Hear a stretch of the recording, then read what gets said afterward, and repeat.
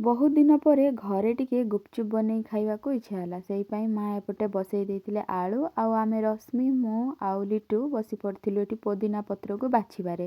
ଦେଖନ୍ତୁ କାକା ଘରୁ କେତେ ସାରା ପୋଦିନା ପତ୍ର ଆସିଥିଲା। ତ ତାପରେ ଆମେ ସମସ୍ତେ ବସି ପୋଦିନା ପତ୍ର ବାଛୁ ବାଛୁ ମୁଁ ଏପଟେ କରିଦେଇଥିଲି ମାନେ ଖଟା ପାଣି ଗୁପଚୁପ୍ର। ଆଉ ଦେଖିକି କୁହନ୍ତୁ କେମିତି ହେଇଛି।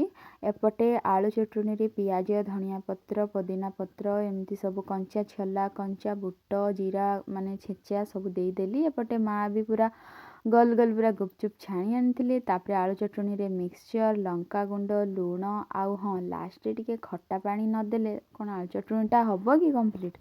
ତ ଏସବୁକୁ ଦେଇକି ଭଲ ଭାବରେ ମୁଁ ପୁରା ମିକ୍ସ କରିନେଲି। ପୁରା ଦେଖିକି ତ ଆପଣମାନଙ୍କ ପାଟିରୁ ପାଣି ଆସିଯାଉଥିବ ନା ସାଙ୍ଗମାନେ। ଲାଷ୍ଟରେ ଟିକେ ସେଓ ଦେଇଦେଲି, ଆଉ ହଁ ସବା ଲାଷ୍ଟରେ ପୁରା ଦେଇଥିଲି ଲେମ୍ବୁ ଟିକେ ଚିପୁଡ଼ି ଦେଲେ କ'ଣ ନା ଟିକେ ଖଟା ଖଟା ଲାଗେ ନା, ବହୁତ ବଢ଼ିଆ ଲାଗେ। ତ ଏପଟେ ମୋର ଆଳୁ ଚଟଣି ବି ପୁରା କମ୍ପ୍ଲିଟ୍ ହେଇଯାଇଥିଲା। ଆଉ ଦେଖନ୍ତୁ ଏପଟେ ପୁରା ମୁଁ ଦୋକାନ ଦେଇକି ବସି ପଡ଼ିଥିଲି, ଆଉ ମା, ଲିଟୁ, ରଶ୍ମି ସମସ୍ତେ ବି ବସି ପଡ଼ିଥିଲେ ଗୁପଚୁପ୍ ଟେଷ୍ଟ କରିବା ପାଇଁ। ତ ପ୍ରଥମେ ତ ଆଗେ ବଡ଼ ସାରଙ୍କୁ ଦିଆହେଲା ମାନେ ଲିଟୁକୁ, ତାପରେ ମା, ତାପରେ ରଶ୍ମି। ଆଉ ସମସ୍ତେ ଖାଇକି କହିଲେ ବହୁତ ବଢ଼ିଆ ହେଇଛି। ଆପଣମାନେ ବି ଘରେ ଏମିତି ବନାନ୍ତୁ ଆଉ ଖାଆନ୍ତୁ।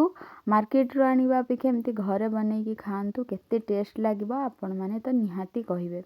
ଆଉ ଏ ଗୁପଚୁପ୍ଟା ବି ବହୁତ ବଢ଼ିଆ ହେଇଥିଲା। ତ ସାଙ୍ଗମାନେ ଭିଡ଼ିଓ କେମିତି ଲାଗିଲା ନିହାତି କମେଣ୍ଟ କରିକି କହିବେ। ଆମେମାନେ ଚାଲିଲୁ ଗୁପଚୁପ୍ ଖାଇବା ପାଇଁ, ଆଉ ଆପଣମାନେ ବି କାହିଁ ଲେଟ୍ କରୁଛନ୍ତି। ଆପଣମାନେ ବି ଯାଆନ୍ତୁ ଏମିତି ଗୁପଚୁପ୍ ବନେଇକି ଘରେ ଖାଆନ୍ତୁ ଆଉ ଏନ୍ଜୟ କରନ୍ତୁ। ରହୁଛି ସାଙ୍ଗମାନେ, ନମସ୍କାର, ଜୟ ଜଗନ୍ନାଥ।